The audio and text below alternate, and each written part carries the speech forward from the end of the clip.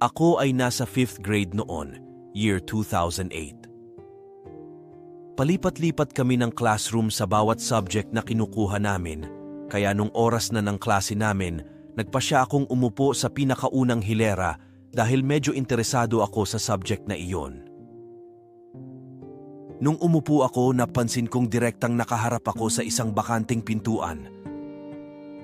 Ang classroom na kinaroroonan namin ay isang hiwalay na gusali na may isang palapag na dapat ay binubuo ng dalawang classroom, pero ang kabilang silid ay ginawang storage ng mga pinakamahusay na art projects ng mga estudyante ng buong paaralan.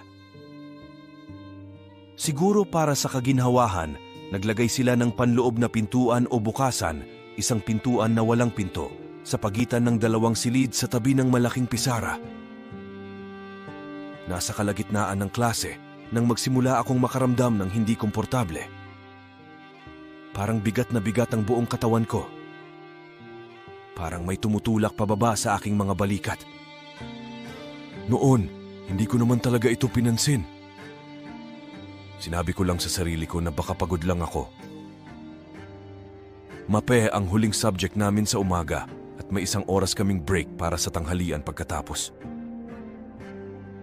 Kaya naisip ko na uuwi ako pagkatapos ng klase at makakapagpahinga o makakatulog ng kalahating oras pagkatapos kumain ng tanghalian. Sinuri ko ang temperatura ko. Halinhinan kong inilalapat ang likod ng aking kamay sa aking leeg at noo. Pero normal naman ang temperatura, wala namang kakaiba. Pagkatapos noon, mas lumala ang hindi komportabling pakiramdam. Nagsimula na rin akong makaramdam ng pagkahilo. Pero naisip ko lang na baka may nakain akong mali noong recess. Kaya nung nagsimulang magbigay ng instructions ang teacher namin para sa susunod na project at nagsimulang magsulat ng maraming bagay sa pisara, kahit na hindi ako komportable, nagsimula na rin akong mag-notes. Habang tumitingala ako sa pisara at bumababa sa notebook ko, napapadaan ang mata ko sa bakanting pintuan. Kahit seryoso akong nag-no-notes noong mga oras na yon, may napansin akong kakaiba. Huminto ako agad sa paggalaw. Tumitig ako sa aking notes, nagdududa sa nakita ko. Sinabi ko pa sa sarili ko na masyado pa akong bata para mabaliw. Pero talagang hindi ako mapanatag dahil sa kuryosidad. Nang sinubukan kong tumingala muli sa pisara, natagpuan ko ang sarili kong nakatingin diretso sa bakanting pintuan. Akala ko may nakita lang akong madilim sa gilid ng mata ko, pero hindi ko inaasahang makakita ng isang babaeng nakasuot ng itim, walang paa at walang mukha na lumulutang sa pintuan sa kabilang bahagi ng classroom. Nanigas ako sa takot. Iniisip ko na kapag gumalaw ako kahit kaunti, baka mapansin ako ng bagay na iyon. Ang kaklase ko na nakaupo sa tabi ko ay nagsimulang umiyak. Napagtanto kong tumitingin din siya sa parehong direksyon. Napansin agad ng teacher namin at akmang pagalitan siya, pero may isang kaklase namin sa likod na hilera na sumigaw na may nakita siyang itim na anino na dumaan sa pintuan.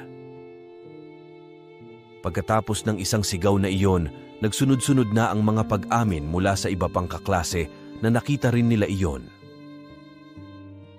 Dahil dito, napagpasyahan ng teacher namin na itigil ang aralin at magsimulang ikwento ang mga balibalitang kababalaghan sa silid na iyon. Marami siyang kwento at nang mapunta ang usapan sa nakita namin, sinabi niyang wala pang balibalita tungkol sa isang itim na anino noon. Nang matapos ang klase, napansin kong nawala na ang pagkahilo at bigat na naramdaman ko kanina. Umuwi ako para magtanghalian at ikinuwento sa mga magulang ko ang nangyari sa klase. Sinabihan nila akong mag-ingat at ang makakita ng ganoon ay isang masamang pangitain. Tinanong ko sila kung bakit at sinabi nila na may mamamatay sa lugar na iyon, ang paaralan, 3 araw mula ngayon. Nanginig ako sa narinig ko. 3 araw pagkatapos, naalala kong maaga akong pumasok sa paaralan. Kahit wala pang masyadong tao, sapat na para malaman na may nangyari. Nakita kong parehong guro at mga estudyante ay nagtipon sa kalsada, lahat ay nakatingin sa semento. Lumapit ako para tingnan. Natakot ako sa nakita ko, tapos naalala ko ang sinabi ng mga magulang ko. Nang makita kong may hawak na mga panlinis ang ilang guro, ako at ilang mga kaklase ay tumulong sa pagbuhos ng tubig para linisin ang mga mansa ng dugo sa lupa.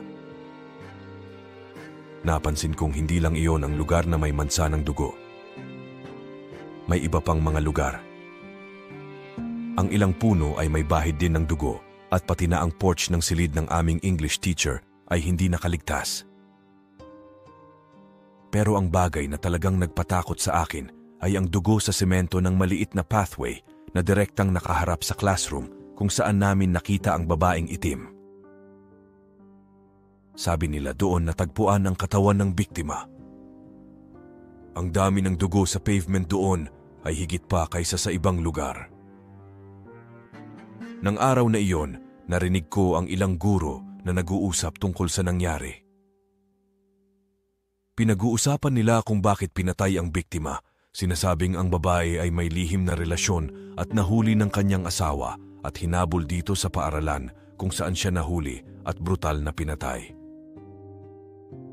Pinag-uusapan din nila kung gaano ka-irresponsable ang mga pulis sa kanilang trabaho at pinagtsismisan pa ang lalaking karelasyon ng babae. Sinasabing binaril siya ng asawa sa binti pero nakatakas pa rin. Doon ko nalaman ang dahilan kung bakit puno ng dugo ang paaralan. Lumalabas, pinatay ng asawa ang kanyang asawa gamit ang isang bato. Pinabayo ang ulo nito ng paulit-ulit hanggang sa maging halo ng dugo, buhok at utak.